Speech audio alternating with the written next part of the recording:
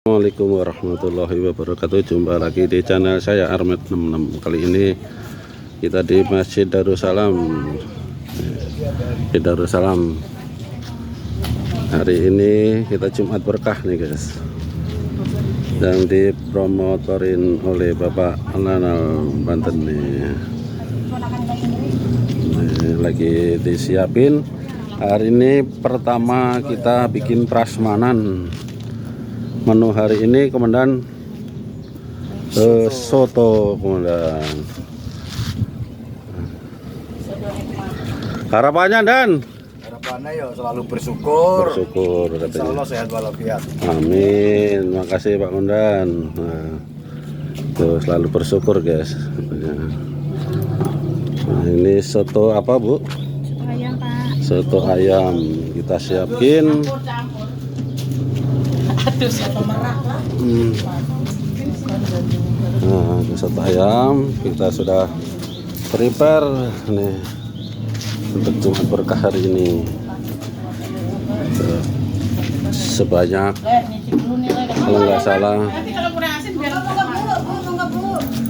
ini sambelnya nah, nanti sana udah rapi biar ditunggu Bu Igus. Bu Wakil, berapa porsi ini dipersiapkan? 400 porsi. Insya Allah katanya 400 guys. Jadi hari ini pertama kalinya kita coba untuk prasmanan di Jumat berkah hari ini. Semoga lancar nanti.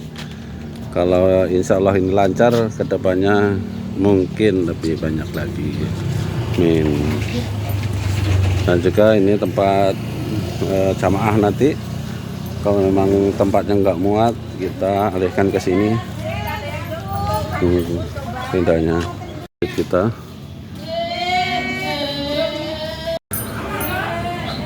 Masjid Darussalam mengadakan Jumat berkah dengan prasmanan dan berikut ini. Udah dianya Pak Haji sudah membantu kita untuk menyalakan AC sebagian. Terima kasih Pak Haji. Semoga kita semuanya sehat. Ini suasana sebelum Jumatan ya guys. Kita sudah prepare. Semua AC kita nyalakan.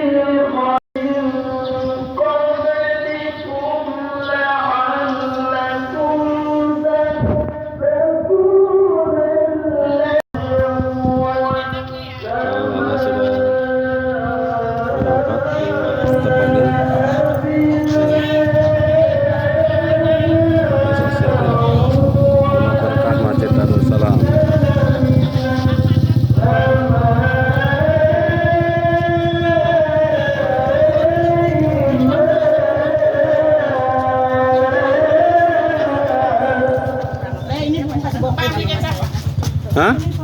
Di mana? Tuh, kecap di mana? Harusnya pakai botol itu. Iya. Ada. Ini sponsori minumannya Cleo.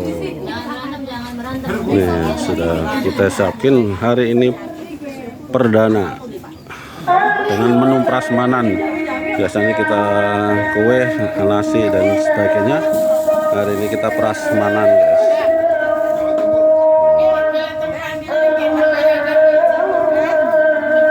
Semoga berkah semua. Assalamualaikum warahmatullahi wabarakatuh. Jumpa lagi di channel saya. Hari ini kita berada di Masjid Darussalam.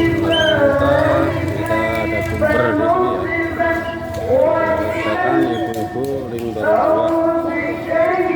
Hari ini langsung prasmanan. Hari ini kita mulai prasmanan. Mudah-mudahan lancar acaranya ya. Untuk channelnya, like, subscribe, dan komen. Terima kasih. Nah, sudah sibuk semuanya untuk menata menu hari ini. Tuh, RT juga. RT semua. Dan lana komplek.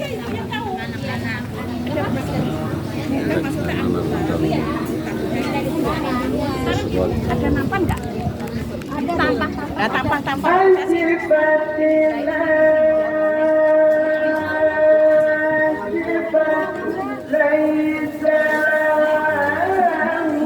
Sebanyak 400 porsi kurang lebih kita siapkan untuk hari ini.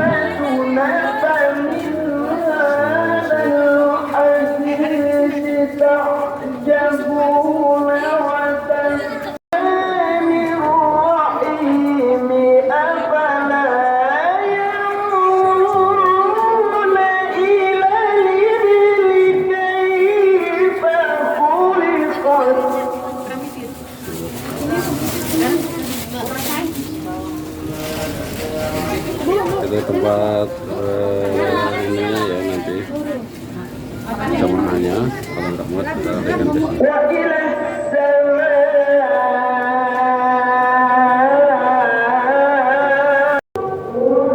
Kita berada di dalam Masjid Darussalam.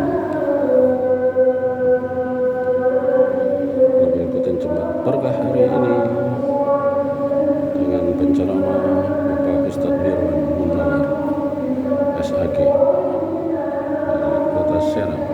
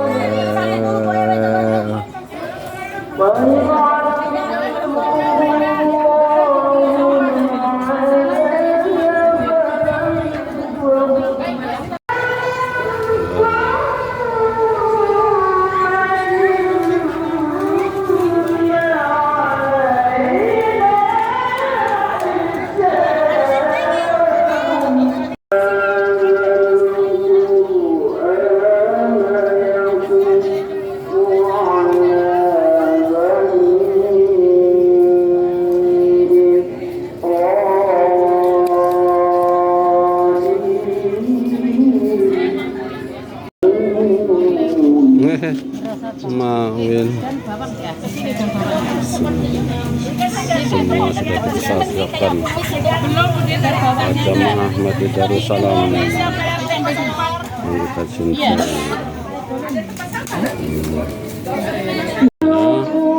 Semangka hai Bu RT hai katanya.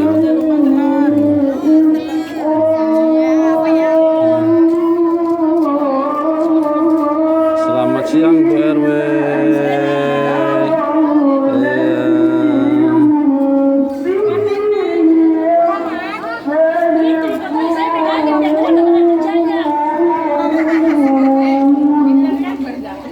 Dari warga ke bawah juga.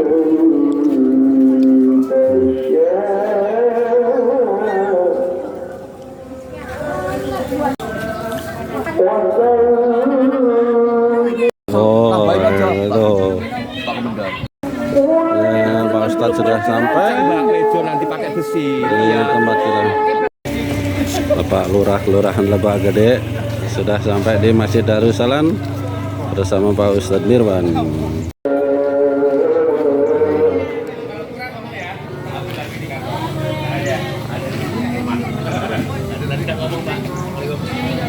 Pak Lurah, mampir dulu, ngopi dulu.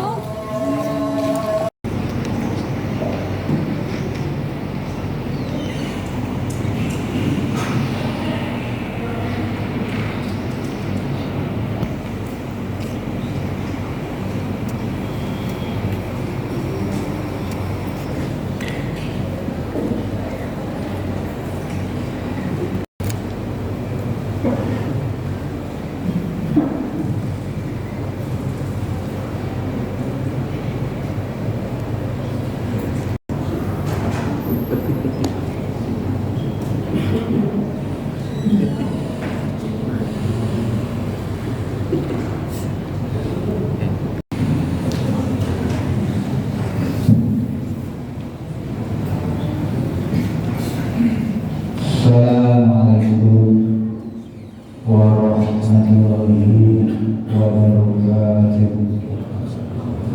Hamdan katsiran lillahi wa aslan ala Allah al-hafidh islam wa salatuhu wa rahmatuhu habibul karim Muhammad wa ala alihi wa sahbihi wa fadlihi salam. Bismillahirrahmanirrahim. Rabbi shrah li sadri wa yassir li amri wa hlul 'uqdatam min lisani yafqahu qawli wa barakatuh.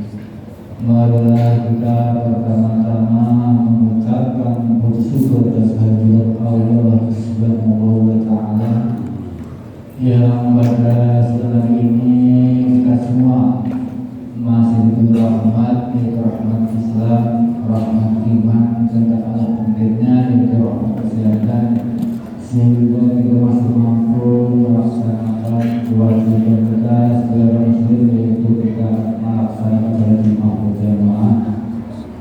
Dan tak lupa salawat dan salam semoga tetap tercurah pada junjungan kita, yaitu Nabi Muhammad sallallahu alaihi wasallam, karena berharapkan syafaatnya besok pada hari kiamat nanti. Sebelum sholat Jumat dimulai, kami mohon para jamaah yang masih di luar, kami termasuk dan yang masih datang, kami mohon mengisi shop yang depan masih kosong, karena rapat dan lulus warisan termasuk salah satu sempurnanya salat berjamaah. Terima kasih. Adapun pada siang hari ini yang bertindak sebagai imam dan khatib yaitu Bapak Haji Nurul Nawal Asri,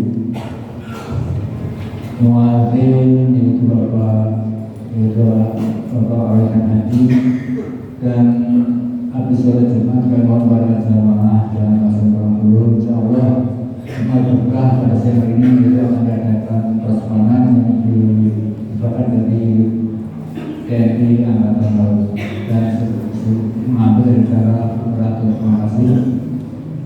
Assalamualaikum warahmatullahi wabarakatuh.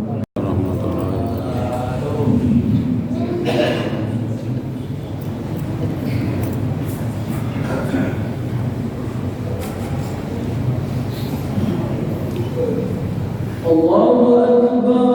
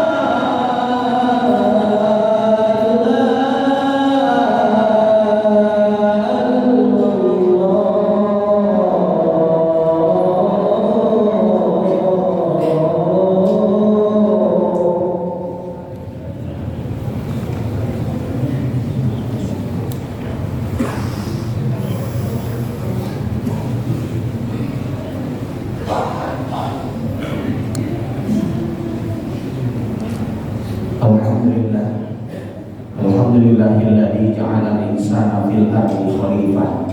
Asyhadu an la ilaha illallah wahdahu la syarika lah wa asyhadu anna Muhammadan abduhu wa rasuluh la nabiyya ba'dah.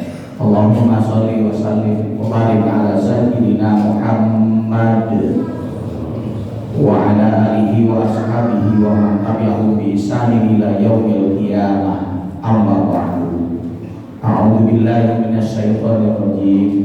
Ya ayyuhalladzina amanu taqullaha haqqa tuqatih wa la tamutunna illa wa antum muslimun. Usikum ibadallah ittaqullah wa'lamu annallaha ma'al muttaqin. Kaum muslimin jamaah rahimakumullah. Ibnu Khaldun, pakar sosiolog muslim terkemuka, penulis kitab Muqaddimah, pernah menjelaskan puncak kesuksesan seorang muslim bukan diukur pada harta dan jabatannya, tetapi puncak kesuksesan seorang muslim ketika ia dicintai oleh Allah Subhanahu wa taala. Karena siapapun orang kalau dicintai oleh Allah, dipastikan ia menjadi orang yang bahagia di dunia, ia akan menjadi orang yang bahagia di akhirat nanti. Ada beberapa tanda kalau Allah itu mencintai seorang hamba. Pertama, Allah akan memberikan hidayah. Orang yang mendapatkan hidayah biasanya diberikan kemudahan untuk melaksanakan ajaran Islam. Di dalam Al-Quran Allah sudah mengingatkan, "Faman yuridillahu an yahdiyahu yashrah sadrahu lil Islam." Siapa orang dikehendaki oleh Allah mendapatkan hidayah, Allah akan bukakan hatinya untuk menerima ajaran Islam. Dan siapa orang kalau sudah dibukakan hatinya menerima ajaran Islam, berarti dia akan diberikan kemudahan untuk melaksanakan ajaran Islam. Jadi kalau hari ini kita diberikan kemudahan oleh Allah untuk melaksanakan sholat Jumat berjamaah, kita diberikan kemudahan untuk bersedekah, mudah membaca Al-Quran, berzikir, berdoa, diberikan kemudahan dalam bekerja dengan baik, Berarti satu tanda hari ini kita diberikan hidayah oleh Allah, dan hari ini kita termasuk orang-orang yang dicintai oleh Allah Subhanahu wa taala. Orang yang mendapatkan hidayah biasanya dihindarkan oleh Allah dari segala bentuk perbuatan dosa. Karena dosa itu bukan hanya akan mendatangkan kegelisahan, tetapi dosa itu bisa merusak kehormatan seseorang. Bahkan orang yang mendapatkan hidayah, pada saat dia tergelincir kepada perbuatan dosa, dia akan segera mohon ampun, bertobat kepada Allah Subhanahu wa taala. Betapa pentingnya kita mendapatkan hidayah. Sampai kata Imam As-Syaukani, seorang ulama penulis tafsir Fathul Qadir, hidayah adalah kebutuhan pokok yang harus kita minta kepada Allah setiap hari. Pantaslah satu-satunya doa yang kita minta kepada Allah ketika sholat, pada saat kita membaca surah Al-Fatihah, kita mohon kepada Allah, ihdinas siratal mustaqim, ya Allah, tunjukilah kami ke jalan yang lurus. Karena hanya dengan hidayah Allah, manusia akan selamat di dunia, dan manusia pun akan selamat di akhirat. Kaum muslimin jamaah rahimakumullah. Yang kedua, tanda Allah mencintai seorang hamba, Allah itu akan memberikan ujian. Wa inna Allaha idza ahabba qauman ibtalahu. Kalau Allah mencintai suatu kaum, Allah pasti akan mengujinya. Di dalam Al-Quran, Allah pun sudah mengingatkan kepada kita. Ahasiban nasu ayyutraku ayyaqulu amanna wa hum la yuftanun. Apakah manusia mengira mereka akan dibiarkan saja mengaku beriman kepada Allah, padahal mereka itu belum diuji? Itulah sebabnya secara umum ada 3 ujian yang akan Allah titipkan dalam kehidupan kita. Pertama, gagal mendapatkan sesuatu. Nabi Nuh sudah berusaha mengajak anaknya ke jalan yang benar, tapi Nabi Nuh gagal. Kanak-kanak sampai meninggal dalam keadaan kafir. Nabi Ibrahim sudah berusaha mengajak ayahnya ke jalan yang benar, tapi Nabi Ibrahim pun gagal karena sampai meninggal ayahnya itu dalam keadaan kafir. Nabi Muhammad ketika perang Uhud gagal meraih kesuksesan, gagal mendapatkan kemenangan. Umat Islam mengalami kekalahan. Rasulullah pun terluka. 70 penghafal Quran meninggal di Bukit Uhud. Berarti Nabi Muhammad pun diuji oleh Allah Subhanahu wa taala. Itulah hadirin, siapa di antara kita yang memiliki cita-cita, memiliki harapan, kemudian tidak tercapai, boleh jadi itu adalah ujian yang Allah titipkan dalam kehidupan kita. Dan ingat, tidak ada seorang manusia pun yang semua keinginannya tercapai, cita-citanya terwujud. Kalau itu yang terjadi, akan banyak manusia sombong di muka bumi ini. Ujian yang kedua, kehilangan sesuatu. Kita ingat bagaimana Nabi Muhammad diuji oleh Allah, istrinya diwafatkan oleh Allah. Nabi Ayub diuji oleh Allah, kehilangan hartanya, kehilangan anak-anaknya, kehilangan kesehatannya. Itulah ujian yang Allah titipkan ke Nabi Ayub. Maka kalau ada di antara kita kehilangan orang-orang yang dicintai, kita kehilangan harta, kita kehilangan kesehatan, kita sakit, itu adalah ujian yang Allah titipkan dalam kehidupan kita. Yang ketiga, dibenci, didolimi oleh orang lain.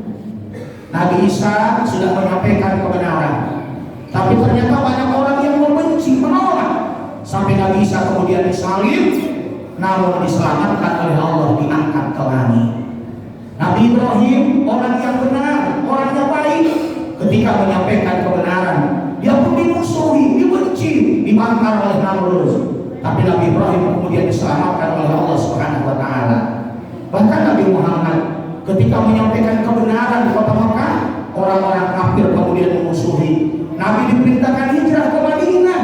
Itu merupakan angka sejarah bahwa sehebat-hebatnya Nabi Muhammad yang akhlaknya mulia, dipuji oleh Allah, dijamin masuk surga, ternyata masih ada orang-orang yang membenci. Oleh karena itu hadirin, walaupun kita sudah belajar jadi orang benar, kita belajar jadi orang baik, kita ngajak orang pada kebaikan, jangan heran kalau kita dibenci oleh orang lain, karena boleh jadi itu adalah ujian yang Allah titipkan dalam kehidupan kita. Yang harus kita ingat bahwa Banyaknya ujian itu bukan berarti Allah benci kepada kita. Justru dengan ujian itu derajat kita akan naik di hadapan Allah. Pantaslah Syekh Nawawi Al-Bantani, seorang ulama besar dari Banten yang jadi imam di Masjidil Haram, beliau memberikan nasihat kepada kita. Kalau kita diberikan musibah, jangan hanya melihat musibah dalam peristiwa yang tidak menyenangkan, tapi boleh jadi dengan musibah itu dosa-dosa kita diampuni oleh Allah dan derajat kita naik di hadapan Allah Subhanahu wa taala. Maka sebagai insan yang beriman kepada Allah, manakala kita dipuji oleh Allah, kuatkan kesabaran. Karena hanya orang-orang yang sabarlah yang insya Allah hidupnya akan mulia di hadapan Allah Subhanahu wa taala. Yang ketiga, tanda Allah mencintai seorang hamba, Allah akan memberikan kehidupan yang baik. Inilah yang Allah janjikan di dalam Al-Quran. Man amila sholihan min dzakarin aw unsa wa huwa mu'min falanuhyiyanahu hayatan thayyibah. Barang siapa melakukan amal saleh, baik laki-laki maupun perempuan dalam keadaan mukmin, kami akan berikan kepada mereka kehidupan yang baik. Apa ciri kehidupan yang baik? Pertama, Allah akan memberikan rezeki yang halal, bukan banyak, rezeki yang halal. Karena rezeki yang halal itu akan mendatangkan ketenangan. Rezeki yang halal itu bisa menyebabkan ibadah kita diterima. Rezeki yang halal itu bisa mengantarkan doa-doa kita dikabulkan oleh Allah. Yang kedua, Allah akan memberikan rasa qanaah, rasa cukup. Dan orang kalau udah qanaah biasanya hidupnya bahagia. Oleh karena itu hadirin jangan heran kalau ada orang sudah kaya tapi masih mencari harta dengan cara yang haram. Ada orang sudah terhormat tapi masih merusak kehormatan orang lain. Tandanya kehidupannya belum baik, karena orang itu belum mendapatkan qanaah dalam hatinya. Maka orang-orang yang kehidupannya baik ditanamkan rasa qanaah, dan orang yang qanaah biasanya hidupnya akan bahagia. Ciri yang ketiga kehidupan yang baik itu adalah berkah. Orang-orang yang dicintai oleh Allah, ketika hartanya bertambah, dia makin dekat dengan Allah. Hartanya pun bermanfaat bagi orang lain. Ketika diberikan sehat, dia makin dekat dengan Allah dan sehatnya digunakan dalam kebaikan. Ketika dia punya jabatan, dia makin dekat dengan Allah dan jabatannya digunakan untuk kemaslahatan orang lain. Itu satu tanda berarti orang itu hidupnya diberkahi oleh Allah. Hati-hati kalau ada orang yang rezekinya bertambah tapi makin jauh dari Allah, makin sombong sikapnya dan digunakan nikmat itu untuk maksiat, berarti orang itu sedang mendapatkan istidraj yang suatu saat dibinasakan Allah secara tiba-tiba. Yang keempat, ciri kehidupan yang baik, Allah akan memberikan ketenangan. Karena hanya dengan mengingat Allah, berzikir kepada Allah, dekat dengan Allah, maka manusia jiwanya akan tenang. Hadirin, banyaknya harta, tingginya jabatan, banyaknya pengikut, tidak jaminan manusia hidupnya akan tenang. Firaun berkuasa, pengikutnya banyak, pendukungnya banyak, sepanjang hidupnya Firaun tidak pernah tenang. Korun orang kaya, hartanya pun dijaga sama orang lain, ternyata korun hidupnya tidak pernah tenang. Maka ciri kehidupan yang baik, Allah berikan ketenangan ke dalam hatinya. Yang kelima, yang terakhir, ciri kehidupan yang baik, Allah akan memberikan husnul khotimah. Kita bekerja dengan baik, berakhir pun dengan cara-cara yang baik, berarti tanda kita mendapatkan kehidupan yang baik. Berumah tangga selalu memberikan yang terbaik di keluarganya, berakhir pun dengan cara yang baik. Rumah tangga itu dipisahkan dengan kematian, berarti satu tanda dia mendapatkan kehidupan yang baik. Bahkan ketika hidup di dunia, dia selalu berbuat baik, sehingga pada saat Allah panggil dalam keadaan berbuat baik, bahkan setelah dia meninggal pun orang mengenal, merasakan manfaatnya, bahkan banyak orang-orang yang mendoakan. Itu satu tanda berarti dia mendapatkan kehidupan yang baik dan orang itu dicintai oleh Allah Subhanahu wa taala. Akhirnya kita memohon kepada Allah, ya Allah, jadikanlah kami orang-orang yang Engkau cintai ya Allah. Karena hanya dengan cinta-Mu ya Allah kami bisa merasakan bahagia di dunia, dan dengan cinta-Mu ya Allah kami akan merasakan bahagia di akhirat nanti. Barakallahu li wa lakum wa li sa'iril muslimina wal muslimat wal mu'minina wal mu'minat Wastaghfirullahal adzim li wa lakum wa lisairil muslimina wal muslimat wal mu'minina wal mu'minat. Astaghfiru innahu huwal ghafurur rahim. Allahumma shalli ala sayyidina Muhammad wa ala ali sayyidina Muhammad. Alhamdulillahirabbil alamin wal aqibatu lil muttaqin wa la udwana illa 'alal zalimin. Asyhadu an la ilaha illallah wahdahu la syarika lah wa asyhadu anna Muhammadan abduhu wa rasuluhu shadiqul wa'dil amin. Allahumma shalli wa sallim wa barik ala sayyidina Muhammad wa ala alihi wa ashabihi ajma'in. Amma ba'du. Fa ya ibadallah ittaqullaha mastata'tum. Innallaha wa malaikatahu yusholluna 'alan nabi ya ayyuhalladzina amanu shallu 'alaihi wa sallimu taslima. Allahumma shalli ala sayyidina Muhammad wa ala alihi wa ashabihi ajma'in bi rahmatika ya arhamar rahimin. Amin Allahumma ya rabbal alamin. Allahumma ighfiril mu'minina wal mu'minat wal muslimina wal muslimat al ahya'i minhum wal amwat. Rabbana zalamna anfusana wa illam taghfir lana wa tarhamna lanakunanna minal khasirin. Rabbana atina min ladunka rahmah wa hayyi lana min amrina rasyada. Rabbana atina fid dunya hasanah wa fil akhirati hasanah wa qina adzabannar. Ibadallah, innallaha ya'muru bil 'adli wal ihsan wa ita'il qurba wa yanha 'anil fahsya'i wal munkari wal baghi ya'idukum la'allakum tadhakkarun wa la dzikrullahi akbar. Aqimis shalah.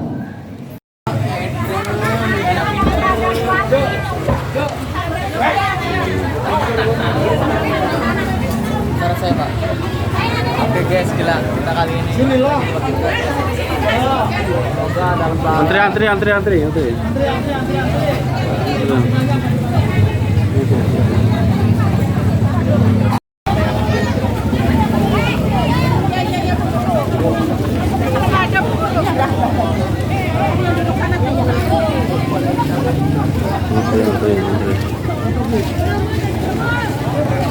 Ondan. Ya.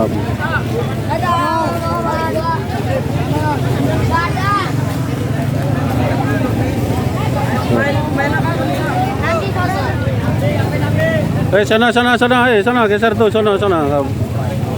Nah, sama bapak tentara sana, sana.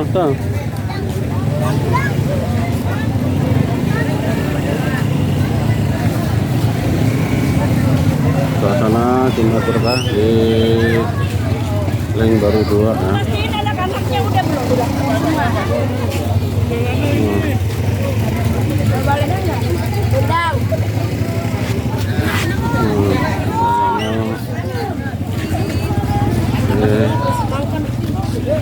Angkatan Laut.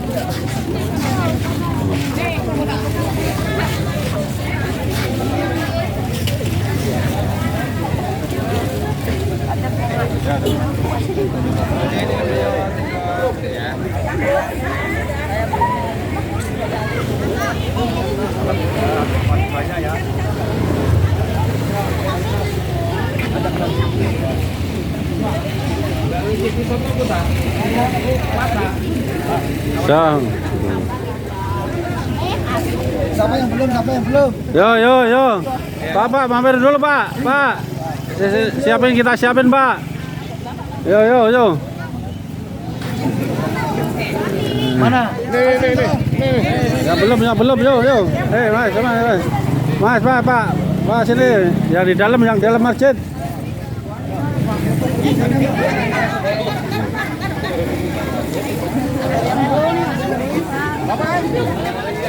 Ya Pak.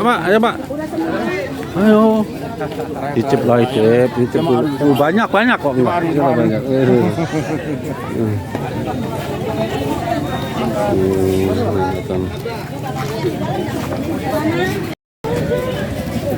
Pak Lurah tuh. Tuh Pak Lurah tuh, Pak. Tuh sana. Iya. Tuh Pak Lurah ntar. Udah sana. Pak Ustadz, Pak Mirwan.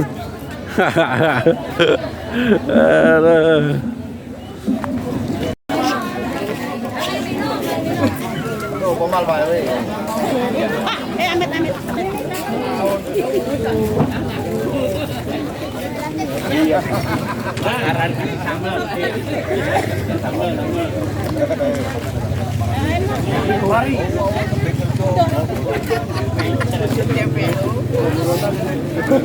Rame, seru ya.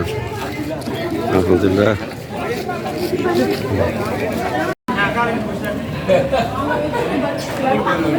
Ini yang ngajarin. Ya siap.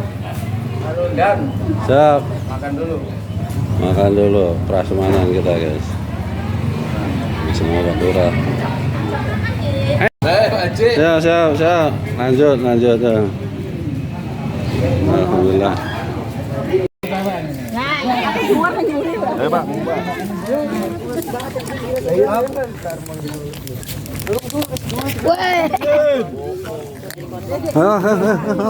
Awas anak-anak itu. Satu, dua, tiga.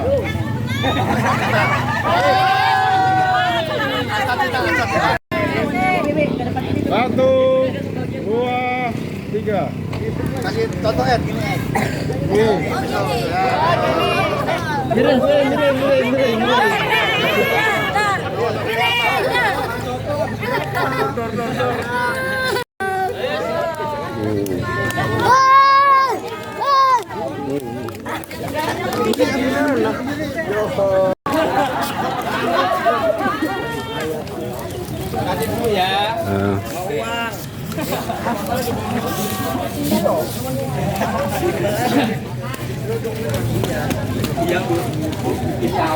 Makanya tadi dia awet dia.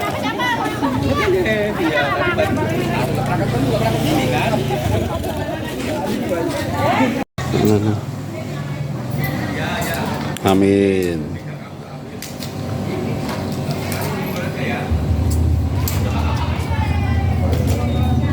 Nambah.